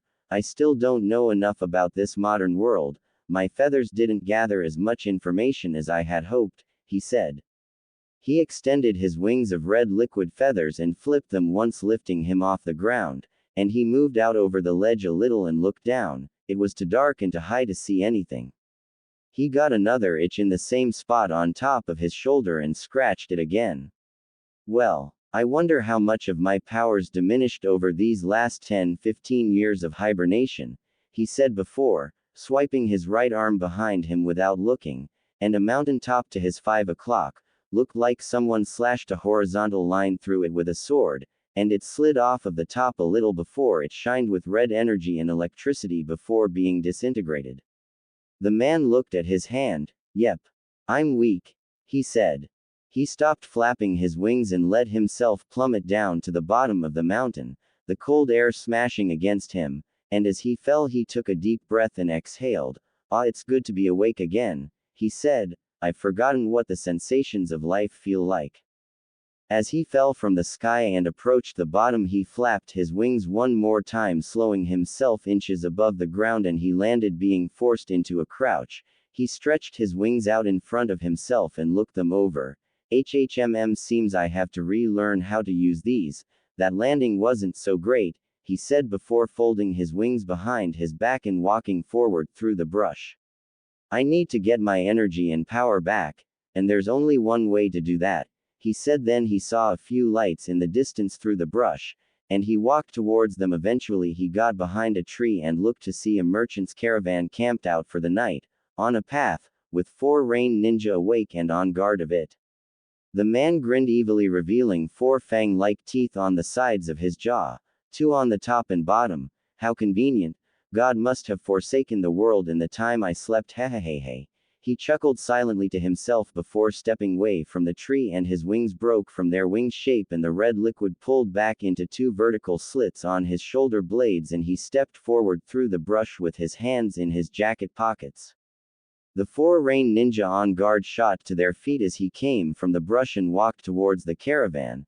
The ninja ran to intercept. Hey you, state your business here or die, one of the ninjas said. The man smiled and kept walking forward. The 4 rain shinobi surrounded him, drawing their kunai, and he frowned. What? A guy can't pass through the road, he said. Regardless, get lost or you're gonna die, a female ninja said. I'll give you until the count of 3 to step out of my way, or you are the ones that are going to die, the man said nonchalantly with a smile. The rain ninja scoffed and readied himself. You dare threaten me? He said, before swiping his kunai at the man, who grinned and jabbed his hand through his chest, and out his back holding his still beating heart. The shinobi stopped halfway through his attack. The rain ninja stopped and looked down at the man's arm before the man crushed his heart like a tomato, and he pulled his arm out, letting the ninja fall dead on the ground.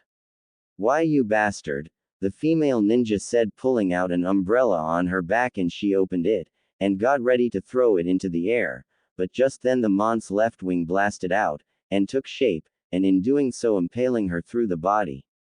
She dropped her umbrella and hacked up blood. WW, what the hell? Another rain ninja said. AW wing of, B blood. He stammered, backing away. The female ninja started to wither to skin and bones, and the wing seemed like it was pumping something out of her. Ah, hehehe, blood, the source of power and life, the man said before pulling his wind free from the withered and dead kunoichi, who dropped to the ground. The other 2 remaining rain ninja turned around and screamed as they ran away. The man whipped his head to them. Oh no no no no no, there is no picking a fight with the blood angel and running away, he said before holding out his fist towards them and whipping open his fingers, and in doing so both men's arms and legs were severed from their bodies, blood flying out as they screamed in agony. Then before the men could hit the ground, the black-garbed man quickly clinched his fist and the men's bodies were sliced to dozens of pieces. People ran out of their tents and from the wagons of the caravan and saw the rain ninja hired to protect them, dead and slaughtered. Oh my god. A woman screamed, he killed them. Nigeto, 1. Everyone screamed and started scrambling. The man grinned evilly. Yes, that's right, my presence creates fear, that fear creates chaos and panic, and in chaos I thrive, he said evilly before flapping his wings and launching himself out at one of the merchants from behind, and grabbing high head slamming him to the ground, and the man screamed as he started to twitch and wither like the kunoichi. The merchant ceased his movement and twitching, the black-garbed murderer rose up before dashing at his next victim. Naruto was awoken when Sakura shook him, and he turned to see her out of bed on her knees. Come on, time to get up, she said. Oh okay. Naruto yawned, sitting up. Where's Ino? She's already taking a bath. Breakfast is almost ready, so get up, Sakura said. What time is it? Naruto asked as he stood up. Almost 7:10 in the morning, Sakura said as they exited the room. They entered the hall and Sakura leaned over and kissed him on the lips. Tamari was sitting at the table in the living room drinking some tea while Hinata was cooking breakfast, humming happily to herself. She enjoyed cooking, and now that she had a possible husband, and wives to do it for, she enjoyed even more. Sakura and Naruto walked into the living room and sat down on the couch. Good morning, ladies, Naruto greeted. Morning, Tamari greeted, and Hinata blushed slightly. Good morning, did you two sleep well? She asked. Like a log. Sakura chuckled. Yeah, same here. Naruto lied. He didn't want to worry them about anything, he didn't even think too much of it himself, he didn't even fully understand the Shintengen anyways. So Naruto, did you have a threesome last night? Tamari asked with a smirk. Naruto and Sakura blushed, and no. They stuttered in unison. I wish we had a threesome, they heard, and Ino walked into the living room dressed and clean, plopping down on the couch on the other side of Naruto. Why you do? Naruto and Sakura asked. Wow, you guys are stuttering at the same time. That's great, Ino chuckled, and I don't know, maybe I'm serious, maybe not. Tease. Naruto said. I know. Ino grinned. So Naruto, what do you want to do today? Tamari asked. I don't know, whatever you're up for I guess, Naruto shrugged. Don't give her that much leeway, Sakura said. Tamari grinned. Afraid I'll him before you? She asked. Sakura narrowed her eyes at Tamari. Okay, breakfast is ready, Hinata announced, carrying out a platter of food which she put on the table. Back with the merchant caravan, the red-haired man held a merchant up by his face while he kicked and flailed to get free, gripping the man's arm, as he withered more and more. Stop, please, the man begged, and seconds later he went limp, and was dropped to the ground. Around the entire caravan lay a slough of dead bodies, women, men, children, and blood panted the sides of the wagons. The horses ran off and only one man remained. The surviving man was sitting on the ground, with his back to a wagon's side, shaking with fear. The attacker walked over to him and grabbed his neck before picking him up off the ground. Now, listen well. In exchange for your life, tell me, what is the greatest military power you know of? He asked. Gaghuff. The man choked. What? The black-garbed man asked in confusion. Garg. The man choked, holding his attacker's arm. What the air you trying to say, mortal? The man asked. The choking man gurgled and pointed to his throat, which the man had a tight grip on. Oh shit. The man said, letting go of his throat and instantly grabbing the collar of his shirt, still holding him in the air. Now speak. The merchant gasped for breath. Konoha, he coughed. What? Konoha. Konohagakure no Sato, of Hai no Kuni, the merchant coked. The black-garbed man raised an eyebrow. If the language structure is the same as it was 1,000 years ago, did you just say the Hidden Leaf Village of the Fire Country? He asked. Yes, the merchant panted. Who the name's the greatest military power? The Hidden Leaf Village. What connection to power does a leaf have? The man talked to himself. before scratching the annoying itch on his left shoulder again. I don't know, but that's the strongest military power in the world. The merchant panted. HHMMM, where is it? The red-haired man asked. From here it's almost exactly due east, about a 3-day travel from here, the merchant said. Not when you have wings, my friend, the man replied, before once again scratching an itch on his shoulder and her growled, RRRRR. He ripped a chunk of his shoulder's flesh clean off and whipped his wrist, flicking away the flesh, but held a pink strand of hair in his fingers. The merchant's jaw dropped when he saw this. The man dropped the merchant and looked at the hair with one eye as to focus on it, a pink hair. He asked himself, then a look of realization hit his face. Oh, right, that boy stuck one of my feathers in that girl's hair, he growled as the flesh on his shoulder grew back, and the wound was gone. Not to interrupt, but what are you gonna do with me? The merchant asked fearfully. Oh, right, you. I'm a demon of my word, you may live, he said. Just then he grinned, and I'm even feeling a bit generous tonight, seeing how this is the beginning of a new age.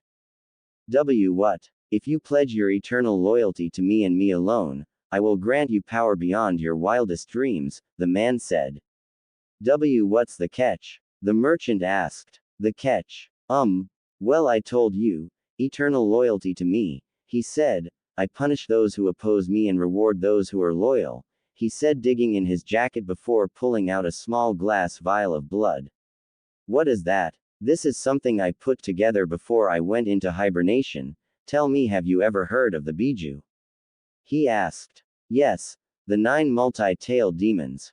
Well, you see, I had the privilege of witnessing their battle 1,000 years ago, and of course there was much bloodshed between each other, and I collected that blood, and mixed it with other demons' blood, which, by the way, was much easier back when demons were still walking in this world, he explained. In it lied the blood of all the Biju, mixed with 3 different demons' blood. You drink this and you'll obtain the powers of a demon.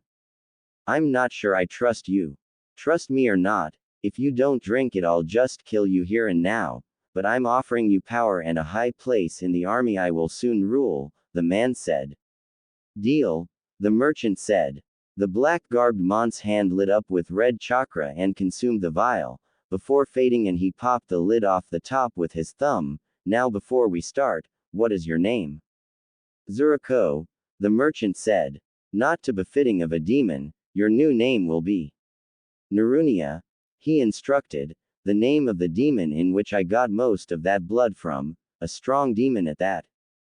I'm honored, Zuriko said.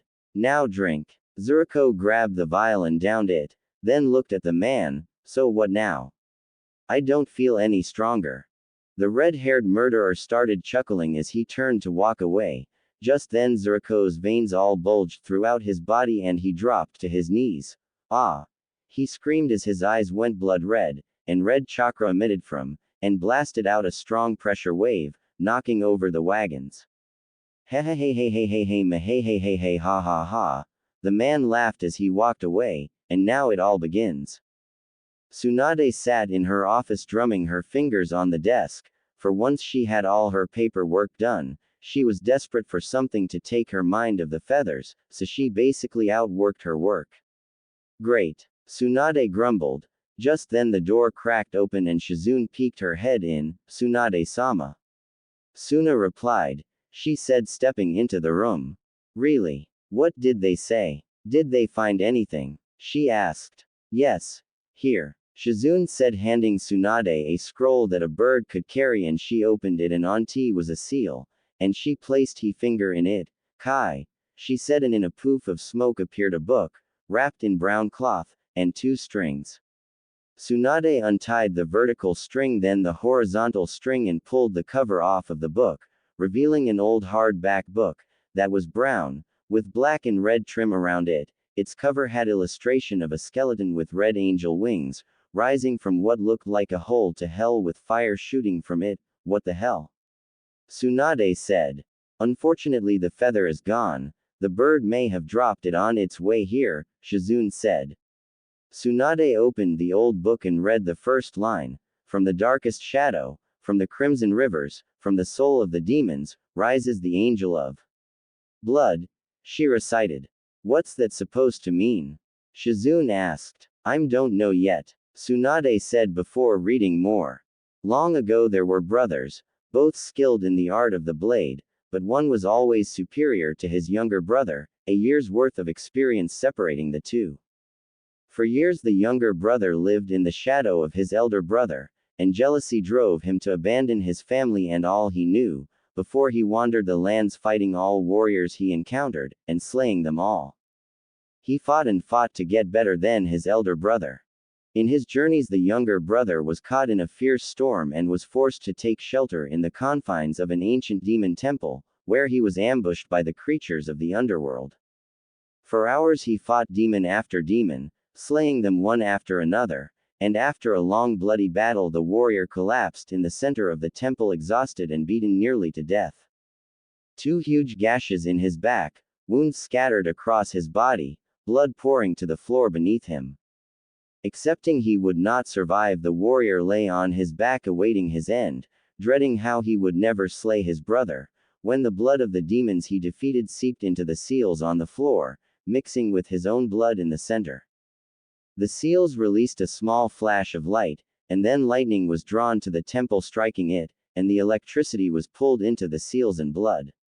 Soon the warrior was engulfed in light and pain as the blood of the demons and electricity surrounding him forced its way into his body through his open wounds. Angel wings of pure blood sprouted from the gashes on his back, and with this the warrior was no longer just a human, but demon. This sound more like a story than a document, Shizune said.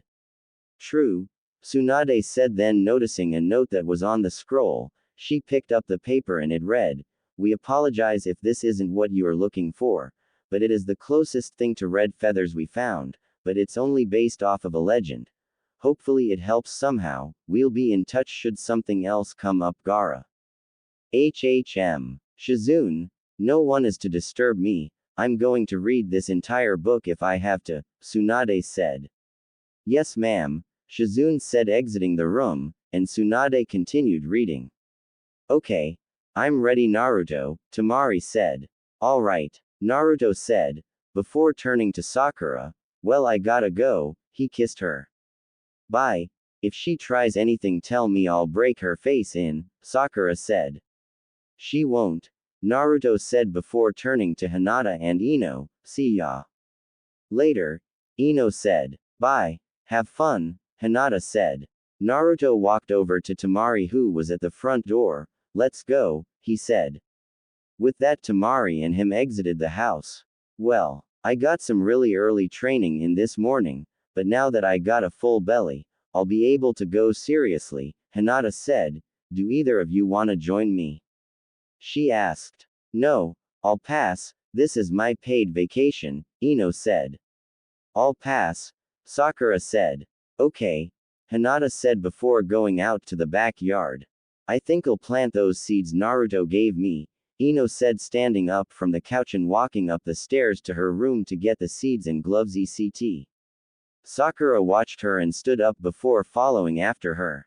Yuri content. Skip to end if desired.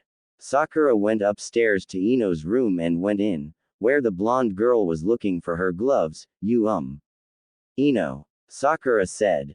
What is it? Ino asked as she reached up to the shelf in her closet and pulled out her gloves. Aha, she said. Well, I've actually been thinking about this a lot. Sakura said. Well, what is it? Ino asked again. Well, tell me if you really want to be with Naruto or not, Sakura asked. Of course, so far there's nothing telling me not to, Ino said. Good. Then that more than likely means you'll be marrying him too, which means, you're marrying me, and maybe even Tamari and Hinata. So we are going to have to love each other, Sakura gulped blushing. Where exactly are you going with this Sakura? Ino asked raising an eyebrow. Well, to tell the truth, I've always had a special place in my heart for you. Ino, Sakura said, and I was thinking we should connect and, explore, each other. Ino smirked, and tossed the seeds and gloves onto her desk. What do you mean by explore? She asked, getting inches away from Sakura, who was blushing fiercely. I'm not exactly sure, she stammered. Ino wrapped her arms around Sakura, like this? She asked hotly before licking Sakura's neck, and then kissing it. I knew, Sakura gasped. Ino got close to Sakura's ear. I've always had a special place for you too, Sakura. I was serious about that threesome earlier, she whispered. It would have been so hot, she said idly in her ear, sending shivers up Sakura's spine. The pink-haired girl slowly wrapped her arms around Ino. Ino smiled and kissed her on the lips, sliding her tongue in. Sakura's eyes hazed over and she closed them and played with Ino's tongue.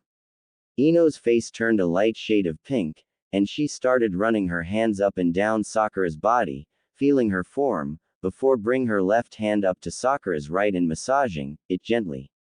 Sakura ed into their kiss. Ino slid her hand under Sakura's shirt and grabbed her, before she began kneading it. She broke the kiss and started on Sakura's shoulder. Ah! Sakura ed. Ino pushed Sakura onto the bed and pulled off her shirt before licking her and nibbling them. Ino. Ooh. Sakura was going wild. She never knew Ino could turn her on like this. Ino slipped a hand between Sakura's legs and rubbed her through her shorts. Sakura hummed, pumping her hips. Ino stopped on Sakura's and trailed kisses down to her navel before she pulled off the shorts and panties underneath them. Ino went spread Sakura's legs and licked the inside of her thighs, up and down on both sides. Ino put her finger on Sakura's and started rubbing it in circles, while she licked Sakura's thighs. Ino. Sakura ed deeply. Sensitive and really wet. That's hot, Ino purred, before she went down and started on her, and playing with it with her tongue. Sakura grabbed Ino's head and pumped and rolled her hips. Moto too, Moto, she ed. Damn Sakura, you're so horny right now, Ino said, sliding a finger into her while she continued to lick the. I didn't know you could do this to me so good, Sakura said. Ino smiled and parted Sakura's before licking the inside up and down, twisting her tongue, intensifying the pleasure she was giving, and God, she was so horny herself, she couldn't take it anymore, so she slid her hand under her shorts and skirt and started fingering herself. Sakura saw Ino and sat up, pushing Ino to her back, and getting on top of her in a 69 position, before she pulled Ino's shorts off and moved the skirt out of the way and began licking at her. Ino gasped and ed before she started fingering and licking Sakura's again. Sakura pumped her hips back into it, but she never stopped licking Ino's. Ino began pumping her hips too, as Sakura slid a finger into her, moving it around everywhere. Ino's face was getting covered in Sakura's juices, as it leaked out. Both girls were ing loudly. Ino could feel Sakura's tightening every second, and she was close to an orgasm. Ino dived her tongue deep into the pink-haired girl's and twisted it around. Sakura whipped her head back, anew. She cried, as her exploded with pleasure that rippled through her spine, and cum leaked out, covering Ino's face and her own thighs. Ino licked her mouth and lips clean. You taste really good, did that feel good? She asked. Yes, so good, Sakura panted before climbing off of Ino and bedding between her legs, but you didn't cum, did you? Ino shook her head. Okay, Ino said before she started licking Ino's. Ino arched her back and ed, digging her fingers into the blanket. It felt better now that she didn't have to do anything, Sakura. Sakura grabbed Ino's hips and dug her tongue as deep as possible, while she rubbed her with her thumb. Sakura, I'm coming. Ino ed. Sakura sped up her motions and within seconds Ino came, and cum dripping and leaked out of her onto the bed. They laid there side to side before kissing. Did you enjoy exploring? Ino asked. Yeah. Sakura nodded. Naruto yawned as he opened his eyes. He saw Tamari with her back pressed into his chest and he had his arms around her. He could feel her soft and silky nightgown. He remembered last night, and how they went for a walk, ate some dinner, they sparred a little, and even made out for like 15 minutes, before coming home and going to bed late, after everyone else went to sleep. Now the only one you haven't slept in bed together with is that Hinata girl. You should give her attention too, Kyuubi said. I was planning on it today, Naruto answered. You awake? Tamari asked. Huh, yeah. How long have you been awake? Naruto asked. About 10 minutes. I was just waiting for you to wake up, so I didn't disturb your sleep when I got out of bed, Tamari said, turning to face him, wrapping her arms around him. So, anything interesting planned for today? Naruto asked. No. Nothing spectacular, that won't piss off Sakura at least, hehehe. You. Tamari said. I was hoping to spend some time with Hinata, Naruto said, and I wanted to ask Granny where I would be able to train my Uzumaki bloodline. Yeah, she does seem neglected. I can help you if you want, Tamari said. Maybe a little later because I need one-on-one time with her, Naruto answered. That's fine, Tamari said. What about your decision? Naruto asked. For what? To marry you. Well, you'll just have to wait and see, Tamari said, kissing him, before sitting up and stretching her arms high above her head. Tamari got out of bed and exited the room. Naruto got up too and he slipped his clothes over his boxers. Damn, I'm hungry, he said to himself before exiting the room. Elsewhere on the continent, Narunia and the Blood Angel were walking down a path heading towards a town, when Narunia turned to his new lord and master. So my lord, you've left out one very important detail. Oh. And what is that? The man asked. What's your name? Narunia asked. Oh right, yeah, I always do tend to forget to introduce myself. The Blood Angel said as he retracted his blood wings back into the slits on his back, and he began twiddling with the coin he had on a chain around his neck. My name, the name given to me at birth, by the very mother I slaughtered with my own 2 hands is Daemon. Note, Daemon is pronounced Dai-jin. Oh, why did you retract your wings? Aren't you going into the town to kill more people and absorb more blood? You said you needed more power to create your empire, Narunia said. PFF global domination can wait. I want to have some normal fun for now and re-experience life, but I like your attention to detail. It probably comes from the merchant in you, Daemon said. So what are you going to do? Narunia asked. Indulge in the finest beverages and delights of life, Daemon said almost philosophically. In other words, you're going to get drunk? Narunia asked, raising an eyebrow. But of course, is there a problem with that? Daemon said as they entered the town. No, I just kind of figured drinking was beneath someone of your caliber. Ha, I'll never be above a quick drink and some harems for the night, Daemon waved it off. You seriously seem like a different person when you're not slaughtering people. Narunia said. I may be some sick human, demon crossbreed, deformity of nature, but I'm still person, Daemon said with shrug. Now, no more questions, he said as they stop in front of a man. You. Where is the closest brothel? Daemon demanded. The closest pub is down the road and to your right, the man said. Good. Daemon said, and him and his loyal minion, for lack of a better word, headed to the pub and entered it. They walked up to the bar and Daemon took a seat and turned to Narunia. Well, are you going to sit? Or do I have to break your legs? He asked. Do you even have money? Narunia asked. Money? Oh right, yeah, I picked some up from one of your buddies back at the caravan, guy was loaded. I'm only paying because right now I'm not a demon with blood wings hell-bent on world domination.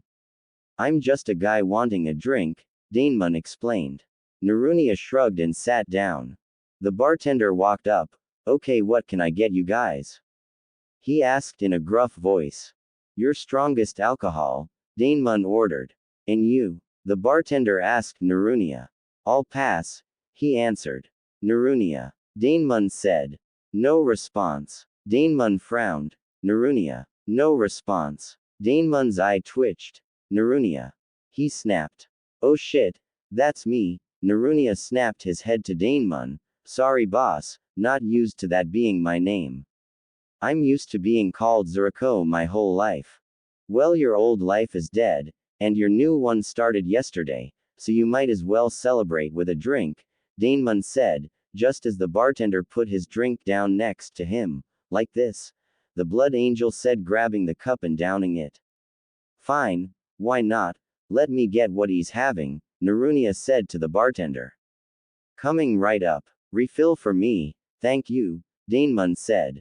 It was about 10 in the morning and Naruto was walking into the central building, and up the stairs towards Tsunade's office, and he opened the door. Granny, got a minute? He asked. Tsunade was already neck deep in paperwork again, and she looked up at him. What is it, lover boy? She asked. Don't call me that, Naruto said.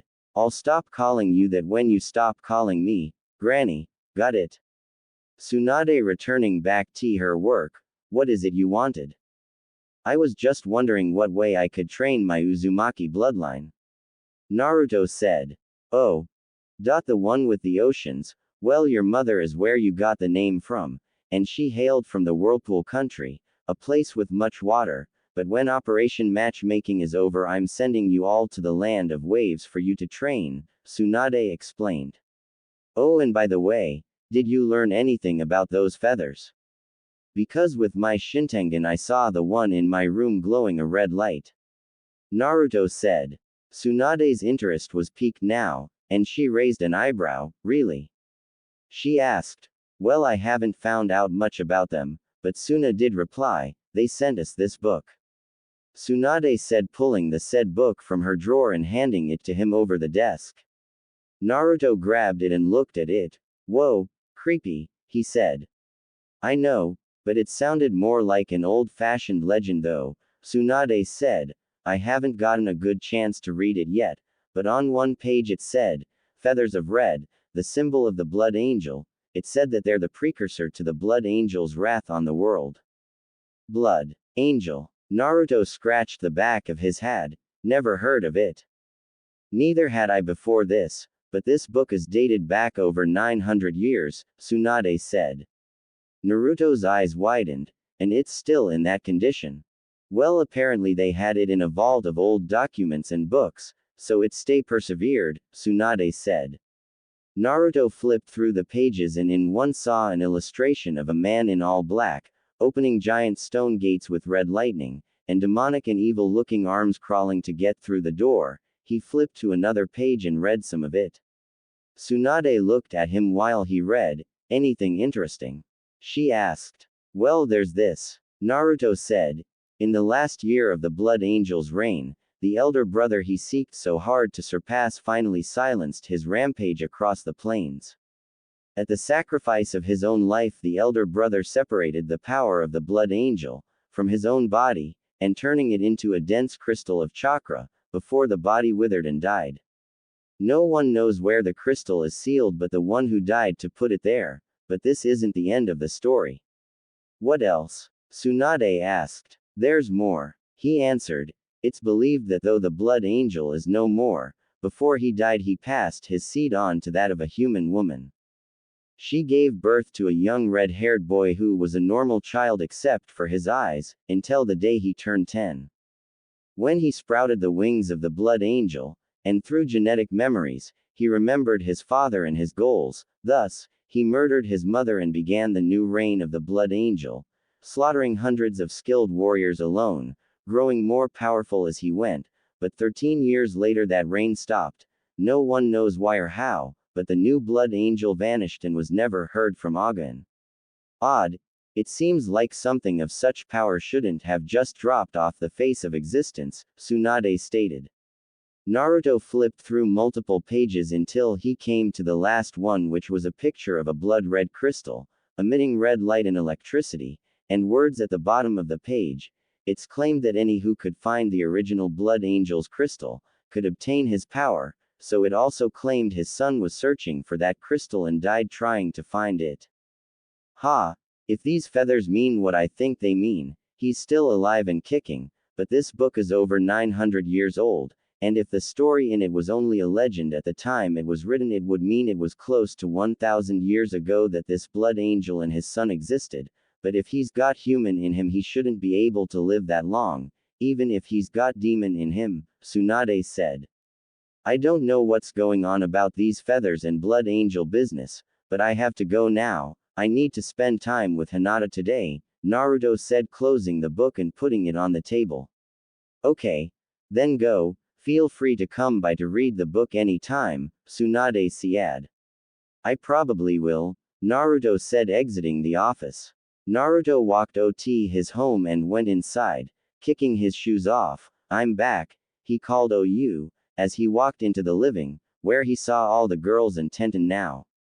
Oh, I thought you were supposed to be here yesterday, Naruto said.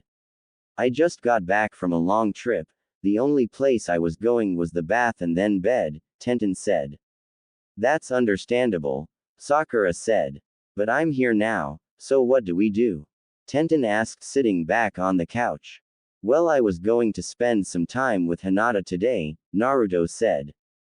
Hinata blushed and smiled. Well, that's fine. Anyone wanna spar? Tenten asked. I'll go with you. I need to stretch my legs, Sakura said. Cool, Tenten said. Well, Hinata, go get ready. I need to take a bath real quick, Naruto said. Oh, okay, Hinata said. God, she was so excited. She's never been on a date before, let alone with Naruto of all people. Naruto headed into the hot spring bathroom. He loved having a hot spring in his house. After a few minutes of the girls conversing with each other, a knock come at the door. I'll get it, Hinata said, getting in. She walked into the foyer and up to the door and opened it, only to see her father standing there. Father. What are you doing here? I've been asking the same thing about you since the Hokage decided to set up this disgusting farce of a relationship for that damn demon boy. I'm here to take you home, Hiashi said. But why? Hinata asked. Because I will not have the heir to Hyuga family marry a worthless demon like that fox child. I've been calm until now, but I will not take it anymore. Hinata shook her head violently. No, she said. Listen to me. I'm your father, and you'll do as I say, Hiashi said, grabbing her by the wrist and pulling her out the door. Hinata pulled her arm free. I'm not going, she said. I won't let you marry that demon child, Hinata. He's nothing but trouble, and it's only a matter of time before he turns on this village and brings its destruction. Naruto would never do that, Hinata said. He's not a demon. He's just like you or me. He has a heart, a conscience, and feelings. If people keep treating him like you do, he will turn on us because he'll feel we've turned on him. I don't care if that thing feels a kunai being jabbed into its eye socket, you not marrying him, that's the end of the decision, now let's go. Hiashi demanded. Shut up, Hinata yelled. Finally Ino, Tamari, Sakura, and Tenten stuck their heads around the corner to see out the door. Naruto is kind and sweet, and caring. He would never hurt any one of us, except for those like you who deserve it. Hinata yelled. Hiashi was taken aback by this. His daughter never yelled, especially not at him. Hinata, I'll count to 3 before I'll force you out of this house, and it's blasphemy, he said. Try it. I'm not going anywhere. Hinata crossed her arms. I love Naruto more than anyone else, and I'm not going to change because you want me to. The is going? Naruto asked as he walked back out into the foyer, with his clothes back on. Bite your tongue, demon, I'll cut it off, Hiashi said. Excuse me, Sakura said, stepping forward. That's it, I can't listen to you threatening and insulting the boy I love. Naruto held his arm out in front of Sakura to stop her. Listen, Hole, I know why you dislike me so much, but why don't you pull your head out of your and move on with your life? Naruto spat. You little punk. I should kill you here and now, Hiashi said viciously. Father, you don't control my life. If I want to stay, I'm staying, Hinata said. Naruto looked at Hinata and it was like she was different person, a totally new heir to her. She did have a strong side after all. I should just rid the world of you now, boy, Hiashi snarled. If you think you can, Naruto said. Fine, how about this then, Onigaki, one, you and me fight, and if you win, Hinata can stay, prove to me your conviction. But if I win, you drop to your knees while I slit your throat for these girls to see, Hiashi said. Naruto growled. How dare he bring them into this? Threatening them just pissed him off, and he turned to Hinata, who looked at him. I would, but that's not a call for me to make, Naruto said. If Hinata wants to stay, I'll fight you. Hinata gulped. She didn't think Naruto stood a chance against her father, but she'd do anything to